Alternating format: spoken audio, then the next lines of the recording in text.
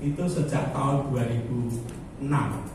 Jadi kalau sekarang 2024, berarti 2 tahun lagi itu sudah usia 2 dasawarsa.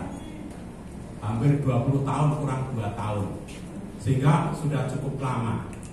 Solo Raya Polling itu dulu mengawali survei jajak pendapat, Bapak Ibu sekalian bisa cek di media online, itu ketika Presiden Jokowi yang sekarang, Pak Joko Widodo itu adalah wali kota Solo. Tahun pertama jadi wali kota, ketika itu kami mengembangkan sebuah model baru peran serta masyarakat untuk melihat sampai sejauh mana kinerja wali kota selama 1 tahun itu diapresiasi oleh masyarakat. Sebelumnya tidak ada. Sebelumnya jarang sekali sebuah tata kelola pemerintahan lalu ada jajak pendapat persepsi masyarakat terhadap pemerintahannya, itu masih jarang. Nah, ketika itu kami sudah mengawali itu. Mengapa ketika itu kami mengawali itu? Karena kami melihat bahwa dalam sistem politik demokrasi secara langsung yang dipilih oleh rakyat itu, pertanggungjawaban utama dari kepala daerah itu kepada rakyatnya. Kalau dalam sistem politik di mana kepala daerah tidak dipilih langsung oleh rakyat, maka dia bertanggung jawabnya kepada yang memilih. Sebelumnya kan sebelum 2005 itu kepala daerah kan dipilih oleh DPRD. Maka pertanggungjawabannya kepada DPRD. Nah, ketika dipilih langsung oleh rakyat, pertanggungjawabannya kepada rakyat. Sebuah model ketika itu saya kembangkan bahwa kalau kepala daerah, bupati, wali kota, gubernur yang dipilih oleh rakyat itu dipersepsikan positif kinerjanya, itu hampir pasti itu bisa terpilih kembali. Apalagi kalau persepsi positifnya menjadi lebih tinggi. Itu yang sedikit sejarah tentang Solo Raya Polling. Nah, sampai dengan hari ini Bapak Ibu sekalian, 2019 yang lalu, berapa tahun yang lalu? 3-4 tahun yang lalu, itu kami juga ketemu dengan teman-teman untuk menyampaikan gagasan kami tentang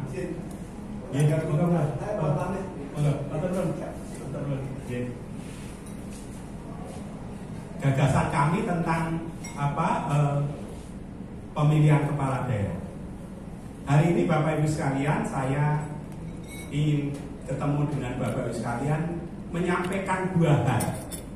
Yang pertama adalah menyampaikan hasil kajian kami yang saya sebut dengan metode Delphi. Lanjut Mas. Metode Delphi. Metode Delphi, hasil kajian kami yang saya kembangkan dengan metode Delphi. Metode Delphi itu untuk memahami gagasan yang muncul dari para tokoh atau stakeholder lintas bidang, para tokoh. Jadi karakteristik dari metode Delphi itu adalah respondennya adalah para tokoh di lintas bidang. Dalam rangka apa? Dalam rangka satu, memahami dimensi latar belakang kepemimpinan. Kota Solo ini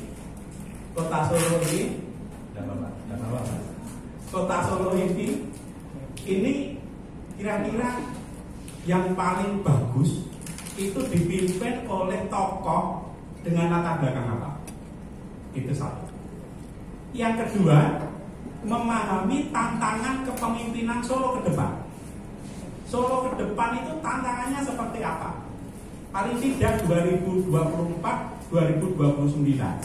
2024-2029 ini saya yakin aura di tingkat kepemimpinan nasional sudah mulai bergeser dari orang yang sudah senior ke yang lebih junior. Di Solo sendiri sudah mulai 2019 yang menaikkan wali kota yang sekarang Gibran itu. Seperti itu. Nah, 2024-2029 itu merupakan landasan juga terkait dengan Indonesia Emas di 2045. Yang lain yang saya kepengen pahami dari para tokoh itu adalah karakteristik kepemimpinan idealnya seperti apa.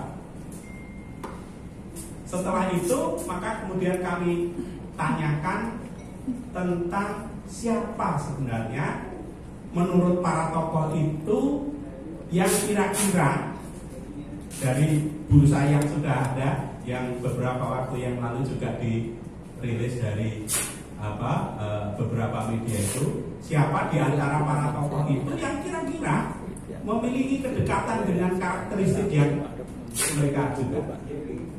Nah, Bapak sekalian, maka kemudian dari itu kami sampai pada sebuah kesimpulan adanya tokoh-tokoh yang kemudian mereka sebutkan, para stakeholder sebutkan tadi, tokoh-tokoh yang masuk di dalam bursa calon pemimpin Kota Solo.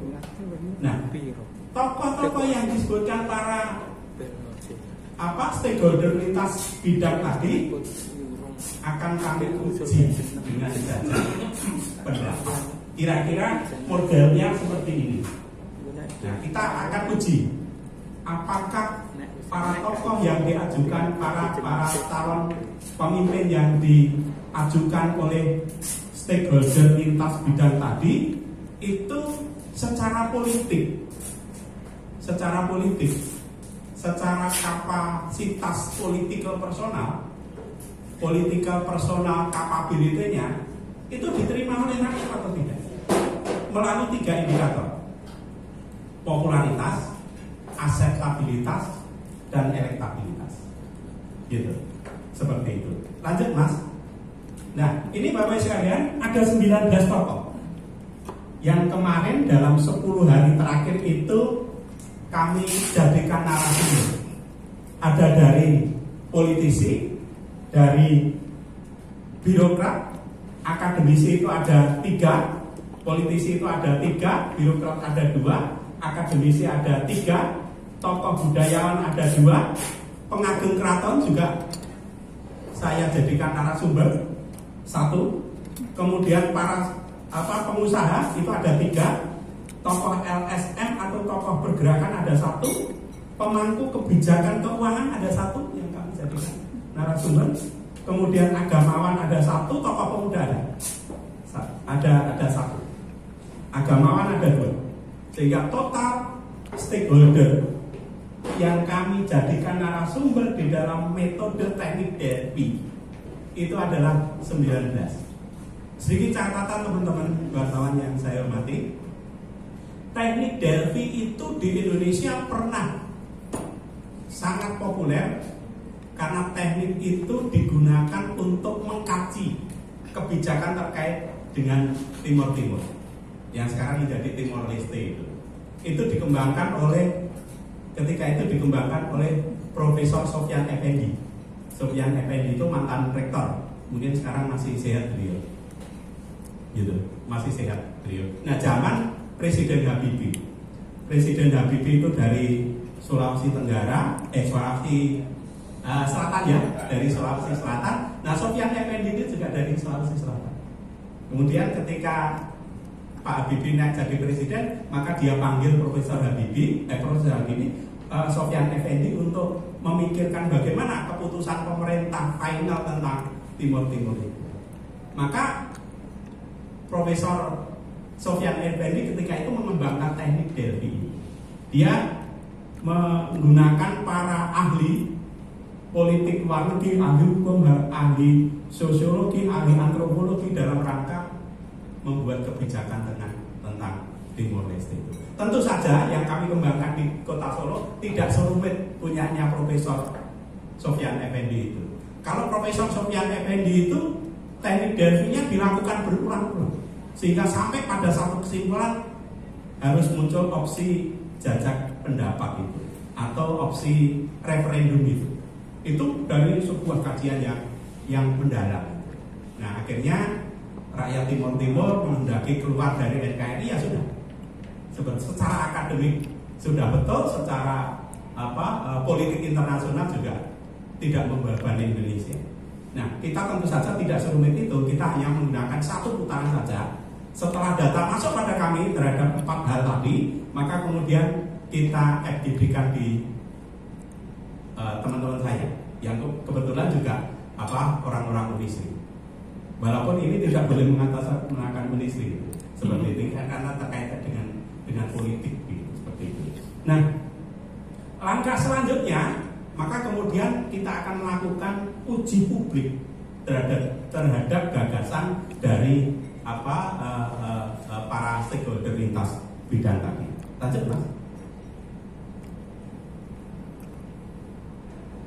Hasilnya seperti apa? Hasilnya adalah